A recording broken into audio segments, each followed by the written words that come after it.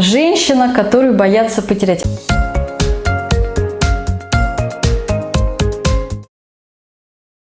Я думаю, что каждый из нас хочется быть такой, да, какой-то незабываемой, особенной, которая остается в памяти, которую носят в своем сердце и которую боятся потерять. Вот эта вообще потребность нравиться и быть уникальной, вот особенной, она заложена в каждой из нас. У кого-то просто получается это реализовать, у кого-то нет. И сегодня мы поговорим с вами, что же это такое за женщина и какой мы сами можем быть, потому что на самом деле нам не нужно что-то такое искусственное переделывать в себе, да, потому что тот потенциал и то, какой мы вот родились, это самое главное. Просто, к сожалению, в процессе воспитания школьной системы, травм, каких-то потерь, может быть, огорчений, мы, к сожалению, скукоживаемся и меняемся. Но если нам вернуться, вспомнить и опять расправиться, то ничего искусственного нам придумать не нужно будет. Это на самом деле хорошая новость, понимаете, что с нами все в порядке. Поэтому кто вам говорит, что вам нужно переделаться, вам нужно вообще изменить себя, наступить на горло собственной песни, это все, конечно, глупости, потому что как же так, что же Господь Бог вот ошибся, что ли, и какой-то бракованный товар, что ли, дал? Ну, глупость, конечно, да? Да, на самом деле мы претерпеваем вот изменения, поэтому как мы ходим, не знаю, там, на педикюр, маникюр, как мы зубы чистим, как мы отшелушиваем старую кожу, да, в сауне. То же самое и в психологии. Нам нужно периодически возвращаться к себе, чтобы вспомнить, какая я, куда я иду, что я в себе ценю и боюсь потерять, да? Вообще, какая я. Это на самом деле тоже такая вот работа, которая нас очищает. Женщина, которую боятся потерять. На самом деле, вот это вот формулировку саму я в какой-то книжке увидела, и она мне прям так запала в душу, да, я прям запомнила ее и вот решила таким образом назвать эфир. Потому что, знаете, представляется что-то такое драгоценное, да, что-то такое важное, хрупкое, которое вот оберегают. А именно такого отношения мы обычно хотим к себе. Но вот давайте подумаем, кто боится потерять, почему, да? Ведь понятно, смотрите, да, что есть такой план физический, да, и вот мне сейчас вспоминается вот одна моя клиентка, которая рассказывала, что у нее есть, она говорит, знаете, Таня, у меня есть удивительная способность посадить мужчину к себе на шею быстро. Я говорю, ну вот расскажите просто какой-нибудь пример. Она говорит, ну вот вы знаете, у меня, говорит, третий муж, и каждый муж очень быстро как бы свешивал лапки. А вот, говорит, буквально вот из последнего, да, у меня, говорит, новые отношения, вот мы там с ним познакомились пару недель назад, и он уже притащил свои колеса от машины на балкон на мой. И вот эти колеса лежат на моем балконе. Говорит, вот как я так умудрилась спозиционироваться, как я так звучу, как я так взаимодействую, что, понимаете, он уже притащил свои колеса. И вот если брать вот этот случай, то боится ли он потерять ее, да? Ну, точно совершенно, что он боится потерять пространство для хранения колес. Это точно совершенно, да? Поэтому, смотрите, есть один пласт, когда мы настолько удобные, понимаете, как пансионатная такая история, да? То есть мы кормим, мы поем, и прописку дали, и колеса на балкон положили, да? И любовница мы хорошая, и не требуем особенно взамен ничего, да? То есть боятся ли в таком случае нас потерять? Конечно, тоже, но по другим причинам. Вы понимаете, да? Потому что удобно. Потому что как же так? Все было, а потом что-то надо самостоятельно делать, да?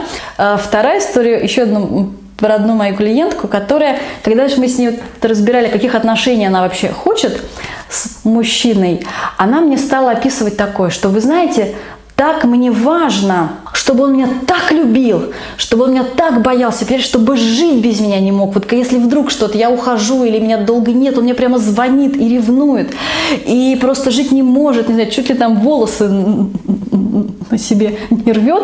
Я ей говорю, слушайте, секундочку, а что с ним такое? Почему взрослый мужчина, вы же хотите, да, ну как бы взрослого, сознательного, ну, наверное, который вот это обеспечивает себя сам, да, который более-менее благополучный, а не псих какой-то.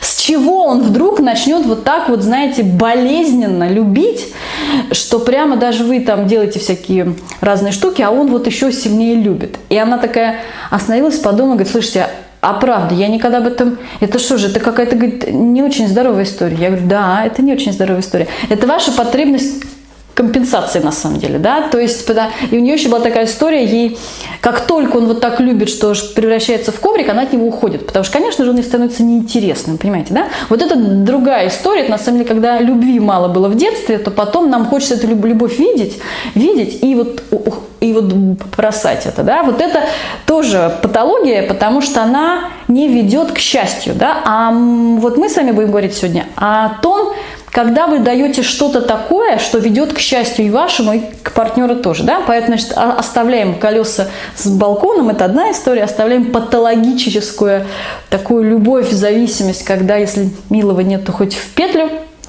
Это все клиника, и с этим я работаю. Надо сказать, что эти вещи исправляются. Да? Но вот мы вот сейчас будем с вами говорить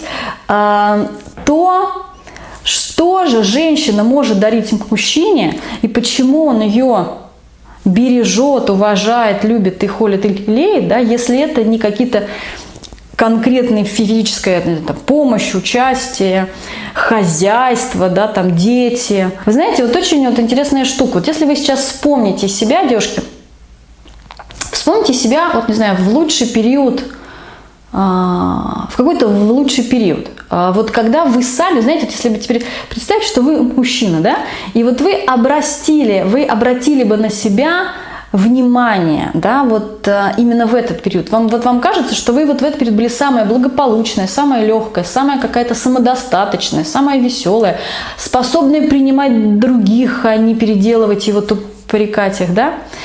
Вот вспомните, что это за период такой был. Знаете, я прямо вот из практики своей, поскольку я уже очень давно работаю психологом и давно именно с женщинами, знаете, я стала замечать просто, что прям как статистика такая. Вот когда люди приходят и рассказывают, как они познакомились там с мужем, с теперешним, или с парнем, с которым они в отношениях, они все описывают, говорят, вы знаете, Таня, так интересно, я была в каком-то в таком, знаете, в приподнятом состоянии. Вот у меня был период реабилитации после прошлых отношений. Я помню, что я вот восстановилась, вернула свои силы, и я прям такая классная была. И вот в эту точку происходит вот это знакомство. Вот вспомните теперь, какой вы были, что это за ощущение? Что это за ощущение себя? Что это за ощущение мира? Что это за ощущение вообще людей вокруг? Да? То есть это точно какое-то позитивное ощущение. Обычно, когда мы в ресурсе, мы ощущаем любовь к себе и ко всему вокруг. Да? Это вот такое, знаете, некоторая благость. Да? И когда люди вот описывают это состояние, они говорят, знаешь, как солнце такое, как будто теплота вот изнутри идет, как будто бы легкий ветерок, такое вот ощущение свободы, полета, принятия себя. Угу. И вот это вот самое важное, самое ценное, что у нас есть, это наше состояние. Почему? Потому что как другие люди ощущают себя, когда с ними вот такая вот девушка, женщина, да? Вспомните теперь людей, которые вот такие, вот знаете, вот с которыми вам очень классно, да, которые вас воодушевляют, с которыми вам комфортно, да, с которыми вы можете быть собой. Вот таких же людей мы боимся, да, что, не знаю, вот испортится что-то, да, мы их боимся потерять как раз, да, потому что есть в этом отношении что-то такое, что нас очень радует, да, то есть это какое-то, знаете, такое безопасное, светлое пространство, в котором мы можем проявляться. И вы знаете, есть такая пословица, я ее прям так... Она сейчас очень в тему как раз, да, про то, что люди забудут, что вы говорили, люди забудут, как вы выглядели, люди забудут, что они говорили, но они будут всегда помнить, как они чувствовали себя рядом с вами. Да, потому что вот это ощущение мы всегда помним. Нам комфортно с этим человеком было общаться. Или как только он приходит, я скукоживаюсь. Или как только вот она приходит, я хочу улыбаться. Да? То есть как мне становится. Вот это вот ощущение, оно всегда очень важное. И оно более глубокое, оно более древнее, оно более важное, чем все, что мы подумали, все то, что мы сказали. Да? Это такой наш эмоциональный мозг. Да? Поэтому вот если представить ту себя, да, то что вы вот излучали, как людям было рядом с вами, в чем они выигрывают. Понимаете, да, что у них тоже тогда появляется позволение быть собой, ощущать радость, быть в принятии, да, быть в теплоте. Как будто бы, знаете, после пасмурного, не знаю, какого-то дождливого, серого, тяжелого дня, когда от давления пьют люди таблетки, да, вдруг небо расходится, а вот облачка улетают, выходит солнышко, легкий ветерок, цветочки распускаются. То есть вот это ощущение пробуждения, ощущение, что все хорошо, красота, легкость, да, вот это вот ощущение, которое в теле возникает, это на самом деле то, что женщина может дарить себе, своим детям, мужчине. Прямо сейчас под этим видео есть ссылка, переходите и скачивайте мою книгу, она бесплатная, книга «Отношения с мужчинами. Собери свои пазлы». Когда вы прочтете вот эту книгу, у вас соберется общая картина ваших отношений с мужчиной, и вам будет все ясно и понятно.